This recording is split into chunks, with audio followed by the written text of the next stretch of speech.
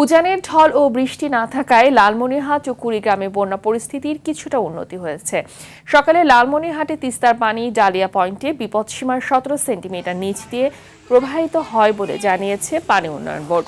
এতে নদীর তীরবর্তী নিম্নাঞ্চল থেকে ধীরে ধীরে পানি নামছে, তবে পানি জমে বিভিন্ন এলাকায় নষ্ট হচ্ছে বাদাম ও আমন ধানের বীজতলা।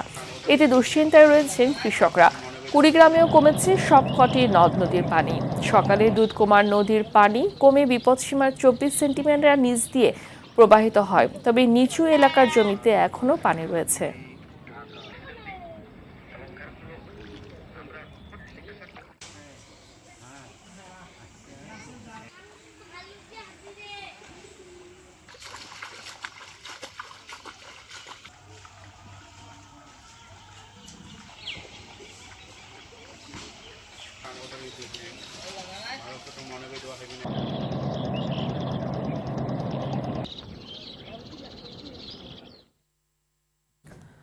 দর্শক, এ নিয়ে আরো জানাতে লালমনিরহাট থেকে সরাসরি যুক্ত হচ্ছে সহকর্মী তন্ময় আহমেদ নয়ন।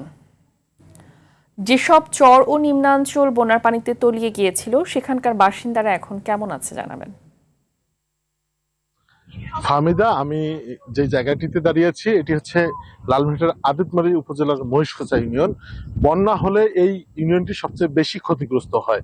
এবারে সেই একই ঘটনা ঘটেছে, এই এলাকার মানুষ ক্ষতিগ্রস্ত হয়েছে। বাদাম, আমন ধানের চারা এবং পাট ক্ষেতের ক্ষতি হয়েছে। এছাড়াও অনেক মানুষ কিন্তু এখনো পর্যন্ত ঘর বাড়িতে ঠিকমতো রান্নার কোনো পরিবেশ নেই, থাকতে পারছে না। তবে পানি আস্তে আস্তে নেমে যাচ্ছে।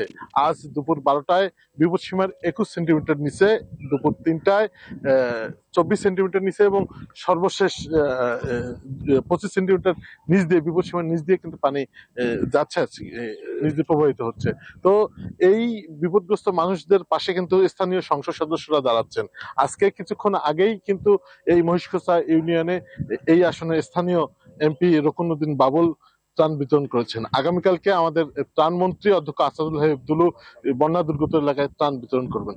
তবু এই এলাকার মানুষের একটাই দাবি, ত্রাণ নিয়ে আসলে প্রতি বছরে তাদের এই কষ্ট দুর্ভোগ লাঘব হবে না। তারা তিস্তা মহাপরিকল্পনা বাস্তবায়ন চায়।